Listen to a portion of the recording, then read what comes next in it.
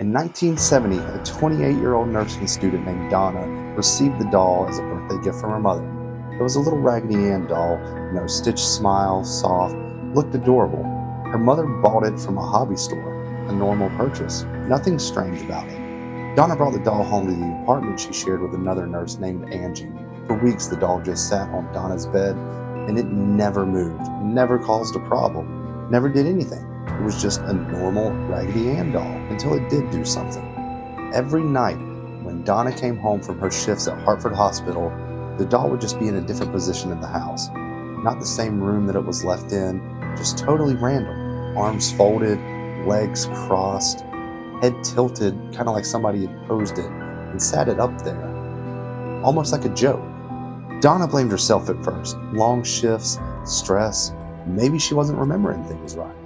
But then the doll started leaving the bedroom entirely. Donna swore she left Annabelle sitting on her bed, but then she'd come home and find it sitting in the living room, or kneeling on a chair, or leaning against the door like it had been waiting. The kneeling position gets brought up a lot, because according to the Warrens' later interview, the doll could barely hold that pose without support. Yet Donna kept finding it more than once. Then came the notes. Donna and Angie found small slips of parchment paper they didn't own, appearing all around the apartment, just different rooms in the living room, the bedrooms, the kitchens. One of them were messages written in pencil, childlike handwriting, and it said, "Help us. Help Lou." Lou was Donna's good friend, and he hated that doll. He said it made the apartment feel dark, heavy, wrong, just like something wasn't right ever since Donna had gotten the doll as a birthday gift. He'd later say, "I just felt like it was watching me."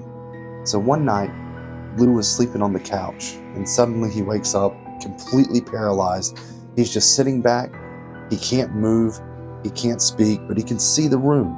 He can hear everything, but he can't move and he can't breathe. And standing at the foot of the couch, down in front of him, is Annabelle. Lou watches helpless as the doll without walking shifts, comes up to his legs, then to his chest, and then gets right in his face. He felt hands pressing down on his throat, small little hands, tightening, then darkness. Lou wakes up later and he's drenched in sweat. He's freaking out, and the doll is on the floor. And then when he looks at his chest, he has these huge scratch marks, 7 of them, all down his chest. 3 of them are long, 4 of them are short, and they just burn like a fire. He can't get rid of the feeling and the sensation. Within 48 hours, the scratches disappear completely. No scarring, no more pain, no marks. It's almost like the whole incident never happened. But Lou swore that it did. That's when Donna decided, enough is enough, and contacted a priest named Father Hagen, who escalates the case to a superior Father Cook, who then, after doing their investigation, call the 2 most famous paranormal investigators, Ed and Lorraine Warren. They arrive at the apartment and begin interviewing the girls. Donna and Angie tell them about the movements, the notes, the scratches, that really deep, dark feeling in the apartment, and they tell them about the psychic medium they had consulted about a week earlier. Now, this psychic medium came in, and according to them, the spirit of a 7-year-old girl named Annabelle Higgins had died on the land where the apartment complex stood. She was lonely, she liked Donna and Angie, and she wanted to stay with them. And so the girls said yes. They gave that spirit permission to inhabit the doll and come inside the house, and that's what was causing all of this. And this is where the story turns. This is where things get a little darker, because the Warrens tell the girls something just completely different than the psychic said 1 week ago. They tell them Annabelle Higgins never existed. They tell them there was no documented death of any child on that property, no records, no sightings, nothing. Instead, Ed Warren declares that this is the spirit of a demonic impersonator, kind of a evil impersonating demon that just used Annabelle as a way to get into the house. According to their later lectures, Ed said, "Demons don't possess things, they possess people. The doll was just a conduit." Lorraine backed this up, saying the doll was being used to manipulate the girls emotionally, get closer to something living. Warrens blessed the apartment and removed the doll, but Annabelle didn't stop. She just kept going. Ed and Lorraine decided to take Annabelle to their house so that it couldn't hurt anybody else. And when they got Annabelle home, Ed placed her on a chair in his office. Within days, the doll began levitating, according to multiple sources.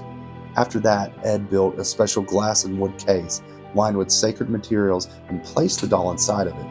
This became the birth of the Warren's Occult Museum, a place they claimed had cursed objects too dangerous to leave exposed, too dangerous for the public to have.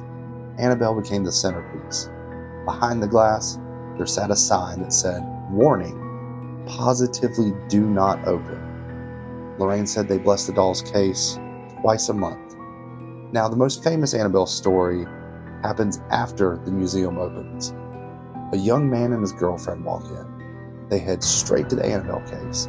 They think, this is cool, this isn't haunted, we're going to prove it. And the young man mocks the doll, taps on the glass, dares it to scratch him like it scratched Lou. At this point, Ed and Lorraine, they storm over and demand that the guy leaves. They say, that you do not need to do this. There's a reason that warning sign is there. This is absolutely a bad idea. So the couple, they get up, they leave, they go on their motorcycle, and they start to drive home. On the way home, they lose control and crash. The man died instantly, but his girlfriend survives and tell police they were laughing about the doll right before the crash. Now it's time we break this story open and see if we can separate some of the facts and the fiction from it. Because the Annabelle case sits in this strange part documented testimony, part folklore, and part Hollywood exaggeration. So here's what's proven. It is true that the doll is real. Annabelle, the Raggedy Ann doll, is an actual doll that's still locked in the Warren Museum today, which was recently purchased by Matt Rife. The doll went on tour, it's photographed, it's documented, it's real. Donna and Angie genuinely reported the movements, the notes, the scratches. These details appeared in the Warrens' original files and interviews all the way back from 1970. Father Hegan, Father Cook, and the Warrens were all actually involved. They were real people. Father Hegan and Father Cook went to the house and then called the Warrens. Their names appear in multiple reports about it. A medium really did claim that the spirit was a child named Annabelle Higgins. Visitors really have reported illness, dizziness, fainting, and scratches over the years from having encounters with the doll. Now let's break down some of the stuff that wasn't true. There is no public documentation proving the scratches on Lou came from anything paranormal. No medical records, no independent photos, nothing, just word of mouth. And it's true that there is no historical record of Annabelle Higgins, no death certificate, no cemetery, no family, no medical records, anything. Levitating, growling, walking, all of that stuff, they were all movie additions. None of that happened. No death, including the motorcycle crash or the most recent handler death when the Annabelle doll was on tour, has been officially linked by the police. And most of the sensational elements came from the Warrens' lectures and books and late media appearances. But yet, even skeptics agree that Annabelle's case is a little bit different. There are dozens of unrelated witnesses, investigators, museum workers, priests, visitors, who swear strange things happen around that doll. Cameras fail, batteries drain, people get scratched, people die, and almost every report says the same thing. Standing in front of her case, you feel watched. You feel like something's lingering. You feel like something's not right.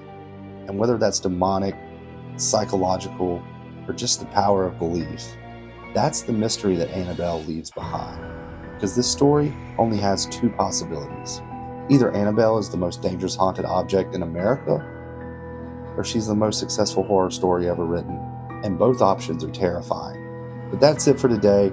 Tell me in the comments below, do you think that Annabelle is actually paranormal? Do you think she's just a doll, and that the Warrens and Donna and Angie made everything up? Or what do you believe? And if you like this video and content like this, make sure to hit the like button and subscribe, and tune in for more Minute Mysteries.